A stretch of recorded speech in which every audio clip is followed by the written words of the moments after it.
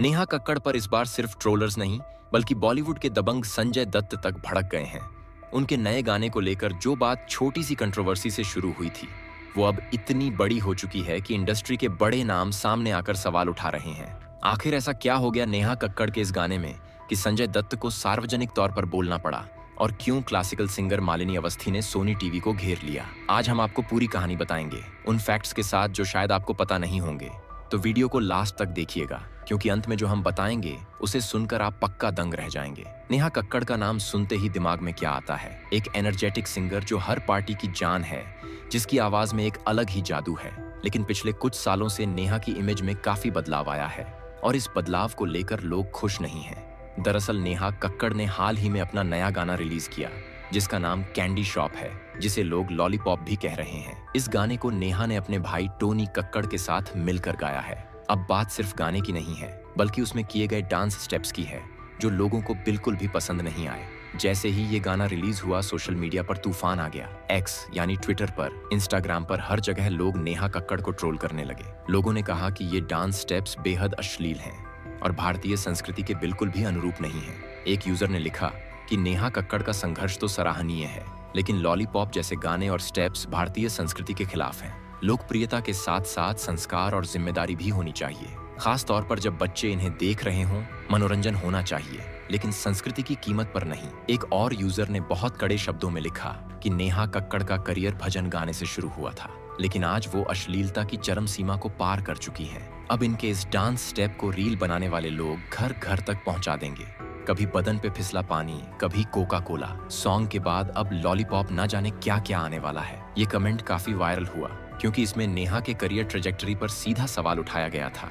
देखिए, ये बात बिल्कुल सही है कि नेहा कक्कड़ ने अपना करियर भजन गायिका के रूप में शुरू किया था। उन्होंने हनुमान चालीसा माता के भजन गाए हैं और साल 2006 में इंडियन आइडल में कंटेस्टेंट भी रही थी। बहुत कम उम्र में नेहा ने संगीत की दुनिया में कदम रखा था, और शुरुआती दौर में उनकी इमेज एक साफ सुथरी गायिका की थी। लेकिन जब बॉलीवुड में उनकी एंट्री हुई तो सब कुछ बदलने लगा। 2012 में कॉकटेल फिल्म का गाना सेकंड हैंड जवानी ने नेहा को पहली बड़ी हिट दी। उसके बाद यारियां का सनी सनी, क्वीन का लंदन थुमकड़ा और कपूर एंड संस्कार गई, चुल जैसे गाने आए जो सुपरहिट रहे। लेकिन असली बदलाव आया 2018 के बाद, जब नेहा ने रीमेक्स सॉन्ग्स और आइटम नंबर्स में काम करना शुरू किया। सत्यमेव जयते का दिलबर दिलबर बाटला, हाउस का ओ साकी साकी और स्ट्रीट डांसर 3D का गर्मी जैसे गाने आए, जिनमें कोरियोग्राफी काफी बोल्ड थी। अब यहाँ पर एक बात समझनी जरूरी है कि सिर्फ नेहा कक्कड़ ही नहीं, बल्कि पूरी बॉलीवुड इंडस्ट्री में ऐसे गानों का ट्रेंड बढ़ा है। आजकल गाने सिर्फ बड़ी स्क्रीन के लिए नहीं बनते हैं, बल्कि इंस्टाग्राम रील्स के लिए बनते हैं।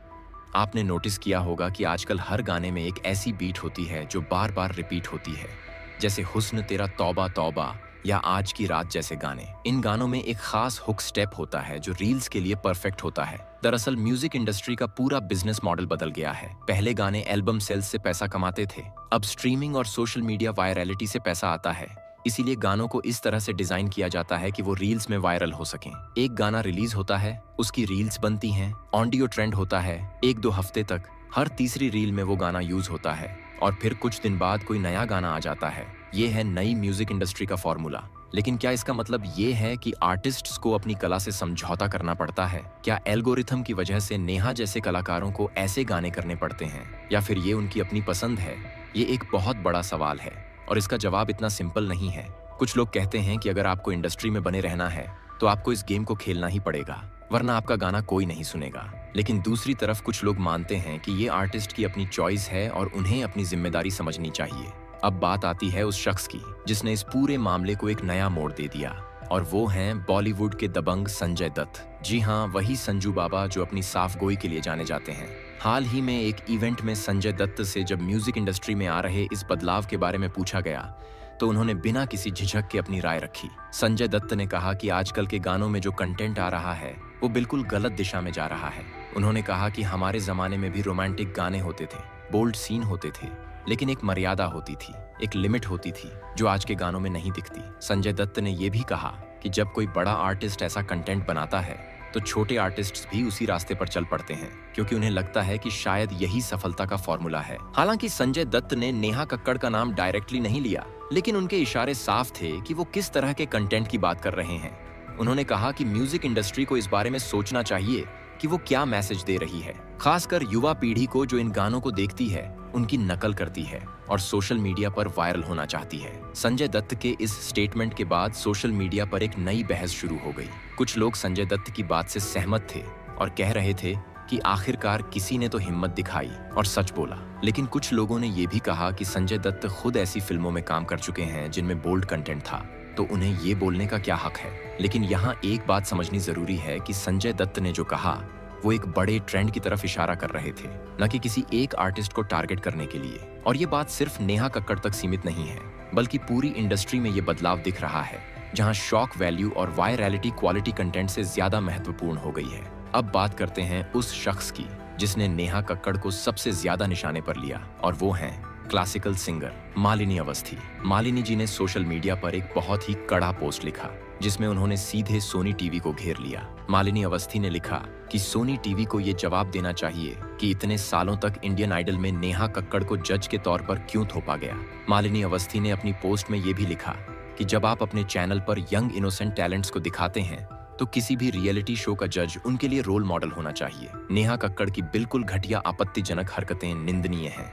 ये बहुत कड़े शब्द थे जो एक सीनियर आर्टिस्ट ने इस्तेमाल किए, और इसने पूरे मामले को एक नई दिशा दे दी। दोस्तों देखिए, ये बात सही है कि नेहा कक्कड़ इंडियन आइडल में कई सीजन तक जज रह चुकी हैं। सीजन 10, 11 और 12 में उन्होंने जज के तौर पर काम किया है। और इंडियन आइडल एक ऐसा शो है जहां देश भर के युवा सिंगर्स अपना टैलेंट दिखाने आते हैं। वो नेहा कक्कड़ को अपना आइडल मानते हैं, उनसे सीखना चाहते हैं। अब सवाल ये है कि जब एक जज का खुद का कंटेंट विवादास्पद हो, तो क्या वो उन युवा कलाकारों के लिए सही रोल मॉडल हो सकते हैं? मालिनी अवस्थी की इस पोस्ट को लाखों लोगों ने देखा और शेयर किया। कुछ लोगों ने उनकी बात का समर्थन किया, तो कुछ ने कहा कि ये नेहा की पर्सनल चॉइस है और किसी को उन पर कमेंट करने का हक नहीं है। लेकिन मालिनी अवस्थी ने जो मुद्दा उठाया वो सिर्फ नेहा तक सीमित नहीं था, बल्कि ये एक बड़ा सवाल था कि टीवी चैनल्स अपने रियलिटी शोज के जजेस को किस आधार पर चुनते हैं। अब यहाँ पर एक बहुत इंटरेस्टिंग पॉइंट है जो आपको जानना जरूरी है, वो ये कि सोशल मीडिया पर लोग नेहा कक्कड़ के गाने को तो ट्रोल कर रहे हैं, लेकिन जब रणबीर कपूर की फिल्म एनिमल में पोस्ट क्रेडिट सीन आया जो काफी हैरान करने वाला था, तो उसे आर्टिस्टिक फ्रीडम बताकर तारीफ की गई। जब भोजपुरी या हरियाणवी इंडस्ट्री के गानों में इस तरह का कंटेंट आता है तो कोई कुछ नहीं बोलता, लेकिन जब नेहा जैसी मेनस्ट्रीम आर्टिस्ट ऐसा करती हैं तो उन्हें ट्रोल किया जाता है। ये डबल स्टैंडर्ड बहुत साफ दिखता है। सोशल मीडिया पर रोज कपल्स के इंटीमेट वीडियोस वायरल होते हैं, उन्हें ट्रेंड बनाया जाता है, लिंक्स शेयर की जाती हैं, और जो लोग ये कहते हैं कि इन वीडियोस को शेयर मत करो, उन्हें ट्रोल किया जाता है। लेकिन जब एक आर्टिस्ट अपने म्यूजिक वीडियो में बोल्ड कंटेंट डालती है तो उस पर संस्कृति और संस्कार के सवाल उठाए जाते हैं। तो असली सवाल ये है कि वल्गर क्या है?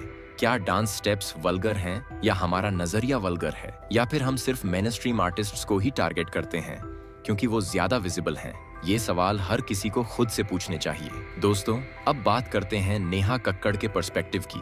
हालांकि नेहा ने इस कंट्रोवर्सी पर डायरेक्टली कोई स्टेटमेंट नहीं दिया है, लेकिन पहले के इंटरव्यूज में उन्होंने कहा है कि वो सिर्फ लोगों को एंटरटेन करना चाहती हैं, उन्हें खुश रखना चाहती हैं। नेहा ने कई बार कहा है कि उनका म्यूजिक पार्टी के लिए है, सेलिब्रेशन के लिए है, और लोग उनके गानों को पसंद करते हैं, इसीलिए तो वो इतने वायरल होते हैं। दोस्तों नेहा का एक पॉइंट ये भी रहा है कि अगर लोगों को उनका कंटेंट पसंद नहीं है तो वो देख नहीं सकते, कोई किसी को मजबूर नहीं कर रहा है देखने के लिए। लेकिन जब आप एक पब्लिक फिगर हैं, एक रोल मॉडल हैं, तो आपकी जिम्मेदारी बढ़ जाती है। खासकर जब आप एक रियलिटी शो के जज रह चुके हैं तो आपका इम्पैक्ट और भी ज्यादा होता है। वैसे दोस्तों एक और इंटरेस्टिंग बात ये भी है कि Neha Kakkar international pop star बनने की कोशिश कर रही हैं।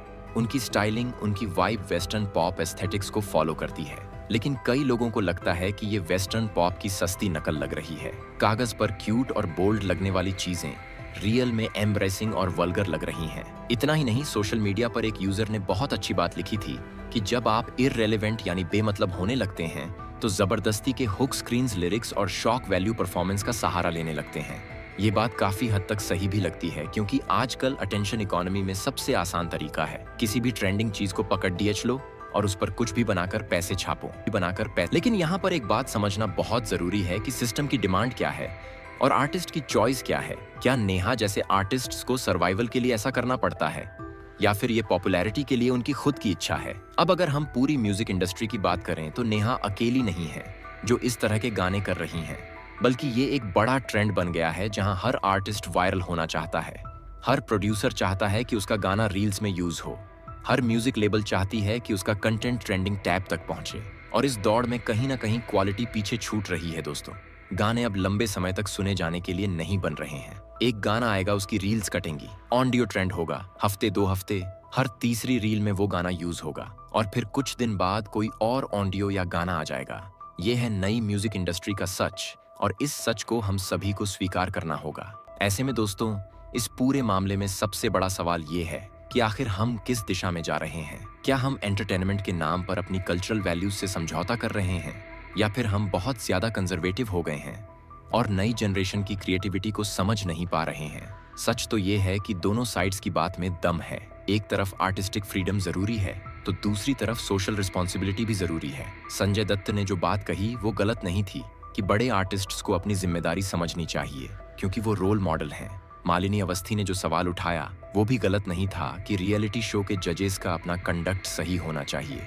लेकिन साथ ही ये भी सच है कि हम सभी में डबल स्टैंडर्ड्स हैं। हम मेल आर्टिस्ट्स को बोल्ड कंटेंट के लिए सेलिब्रेट करते हैं, लेकिन फीमेल आर्टिस्ट्स को ट्रोल करते हैं। हम रीजनल इंडस्ट्री के गानों को इग्नोर करते हैं, लेकिन मेनस्ट्रीम आर्टिस्ट्स पर आउटरेज करते हैं। हम खुद वायरल कंटेंट देखते हैं, शेयर करते हैं, लेकिन जब कोई आर्टिस्ट उसी तरह का कंटेंट बनाता है तो उसे कोसते हैं। तो आखिर में सवाल ये है कि हम क्या चाहते हैं। हम एक ऐसी इंडस्ट्री चाहते हैं जहां सिर्फ वायरलिटी मैटर करे, या एक ऐसी इंडस्ट्री चाहते हैं जहां क्वालिटी और वैल्यूज भी मैटर करें। हम ऐसे आर्टिस्ट्स चाहते हैं जो सिर्फ अटेंशन के लिए कुछ भी करें, या ऐसे आर्टिस्ट्स चाहते हैं जो अपनी आर्ट को रिस्पेक्ट दें। अब ये हम सभी पर निर्भर करता है कि हम किस तरह का कंटेंट सपोर्ट करते हैं, क्योंकि आखिरकार डिमांड और सप्लाई का गेम है। अगर हम क्वालिटी कंटेंट को सपोर्ट करेंगे तो इंडस्ट्री भी वैसा ही कंटेंट बनाएगी, और अगर हम सिर्फ वायरल और शॉकिंग कंटेंट को सपोर्ट करते रहेंगे तो इंडस्ट्री भी वही देती रहेगी जो हम मांगते हैं। तो दोस्तों, ये थी नेहा कक्कड़ के लॉलीपॉप गाने की पूरी कहानी। अगर आपको ये वीडियो पसंद आया हो तो लाइक करना ना भूलें, और कमेंट सेक्शन में बताइए कि आप इस पूरे मामले में किसकी साइड हैं। क्या आपको लगता है कि आर्टिस्ट्स को पूरी फ्रीडम होनी चाहिए, या उनकी कुछ सोशल रिस्पॉन्सिबिलिटी भी होनी चाहिए? और हाँ, चैनल को सब्सक्राइब करना बिल्कुल ना भूलें, क्योंकि ऐसी ही इंटरेस्टिंग स्टोरीज हम आपके लिए लाते रहते हैं। धन्यवाद।